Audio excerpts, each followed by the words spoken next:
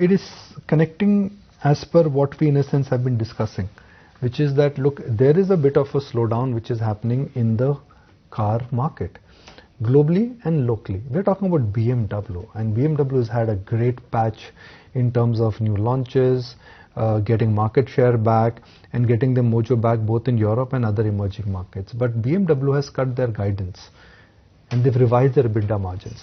So why is BMW important? Because we are talking about luxury car market here. If the luxury car companies are cutting their guidance, could this have an impact on JLR? Tata Motors has been very sensitive to JLR. But here I disagree with the UBS report, because there was a time when the entire story of Tata Motors was centered around JLR. That was 2014, that was 2015. Whatever JLR did had an impact on the local stock. But now Tata Motors is a different company. I think they don't need that much of capital. They've evolved the EV platforms and soon the demerger is starting. So the stock may just stagnate, while what happens in US and what happens to BMW could have impact on JLR, but the JLR portfolio in a sense is critical but not the only moving part for Tata Motors, because there are a lot of things which are now evolving for Tata Motors in EV, in the demerger, in the CV business. So the real impact of this news on Tata Motors could have been 4 or 5%.